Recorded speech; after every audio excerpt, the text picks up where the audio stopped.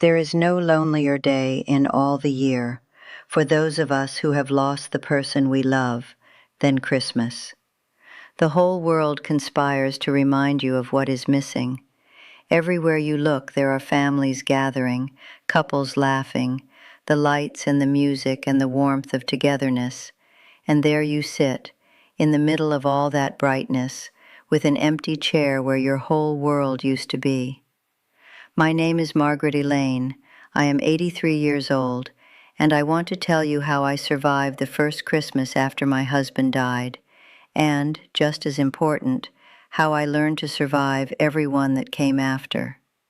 Because if you are facing your first Christmas alone, I know exactly how frightened you are of it. I was too. The grief is always there, of course, every day of the year, but the holidays sharpen it to a point. There is something about Christmas in particular, with all its memories and its rituals and its insistence on joy, that finds the exact place where it hurts the most and presses down hard.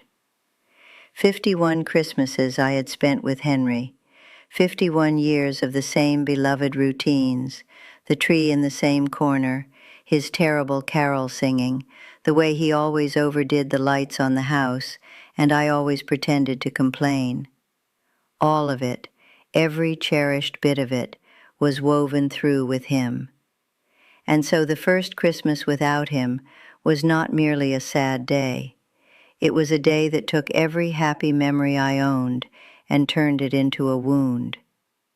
That first Christmas, my daughter Caroline insisted I come to her. She could not bear the thought of me alone in the house on Christmas Day, and I understand now that she meant it with all the love in the world. So I went. And I want to tell you the truth about it, because I think many of you will recognize it. I sat at Caroline's table, surrounded by my grandchildren, and the noise, and the food, and the wrapping paper, and I have never in my life felt more alone. Everyone was so determinedly cheerful. They were all working so hard to make it a nice Christmas for me, to keep things merry, to not let the sadness in, that no one would let me simply miss him. No one said his name. Whenever the conversation drifted toward Henry, someone would quickly steer it away, frightened of upsetting me. And so I sat there with my grief locked up tight inside me, with nowhere to put it, smiling and saying, "Thank you, this is lovely," while inside I was breaking. I was a ghost at the feast. I went home that night more exhausted and more bereft than if I had spent the day entirely alone, because I had spent it performing a happiness I did not feel, in a place where my grief was not welcome. That was how I survived the first Christmas, barely, by pretending. And I promised myself that night that I would never do it that way again. So I want to tell you what I learned, and how every Christmas since has been different and better, because the truth is that surviving the holidays alone is a thing you can learn to do well once you stop trying to do it the way everyone tells you to. The first thing I learned is that you must make room for the grief, not banish it. The mistake of that first Christmas was the determined cheerfulness, the refusal to let the sadness have its place. So the next year, I did something different. On Christmas morning, before anything else, I lit a candle for Henry. I sat with it in the quiet, and I let myself remember him, and I let myself cry if I needed to cry, and I talked to him, and I told him I missed him, and that I hoped he was at peace. I gave the grief its hour, deliberately, with intention, instead of trying to lock it away. And here is the strange thing. Once I had given the sadness its proper place, once I had honored him and let myself feel the loss fully, the rest of the day was lighter. The grief did not need to ambush me because I had already invited it in and sat with it. I have done this every Christmas since. The candle for Henry is the first thing I do, and it has become the most precious of all my new traditions. You cannot survive the holidays by pretending the loss is not there. You survive them by making space for it. The second thing I learned is that you must decide for yourself how you want to spend the day, and not simply be passed around like a parcel out of other people's pity. That first Christmas, I went where I was told to go, and did what was expected, and it nearly broke me. So I began to choose. Some years I spend part of the day with Caroline, but on my own terms now, and I have asked them, gently, to let me speak of Henry, to not be frightened of my sadness, and they have learned to allow it, and it has made all the difference. Other years I have chosen to spend the day quietly, in my own home, in my own way.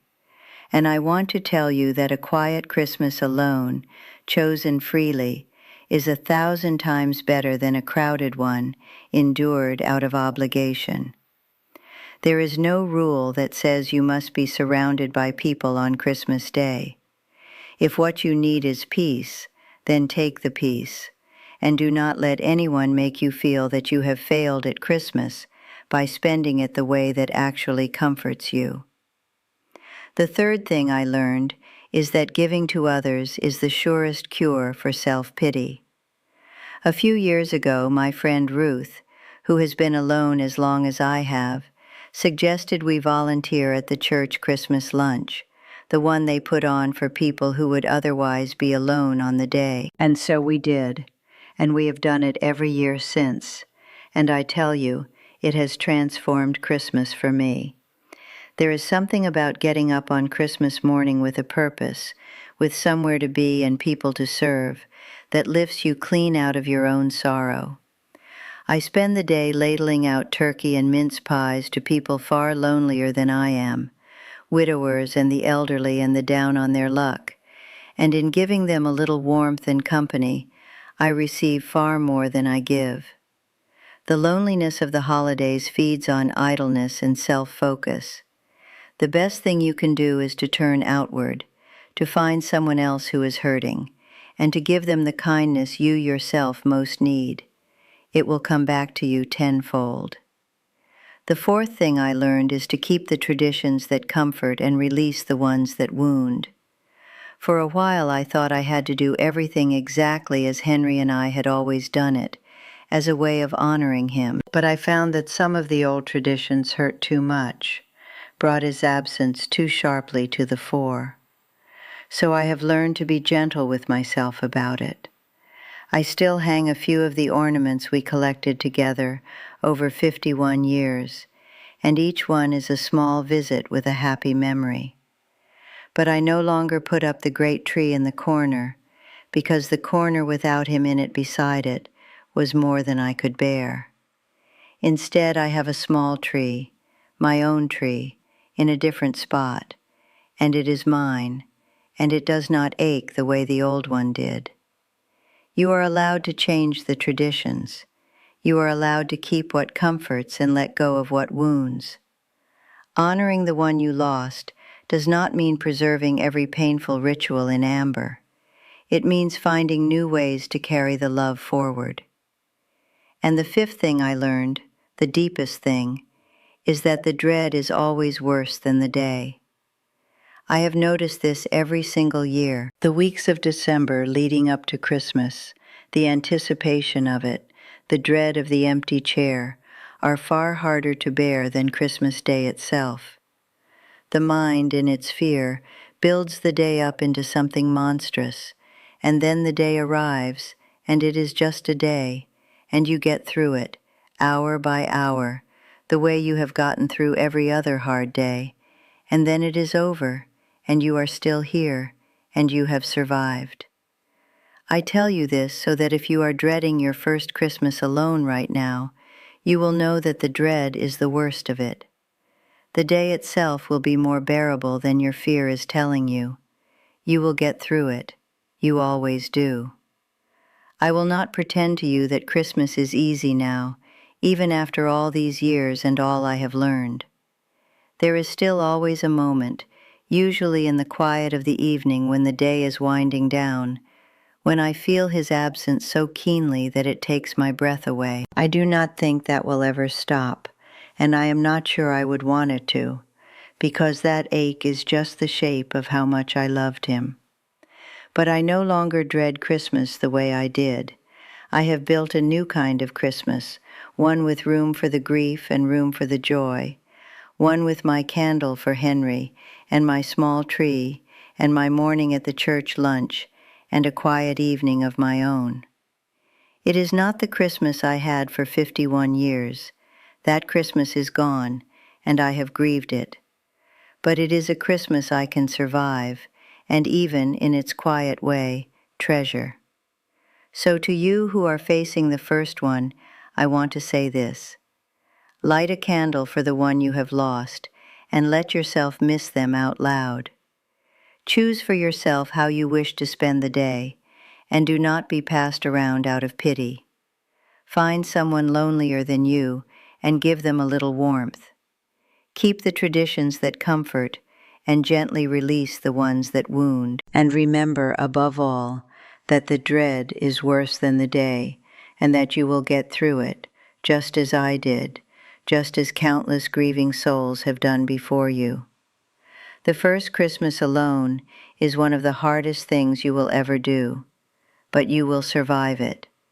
And if you are willing to build something new from the wreckage of the old, you may find, as I did, that even Christmas alone can hold a quiet, hard-won peace. I am 83 years old. I have survived a great many Christmases without him now, and I will tell you the truest thing I know about it. He is not at the table anymore, but the love is. The love is always at the table, and that, in the end, is what Christmas was ever really about.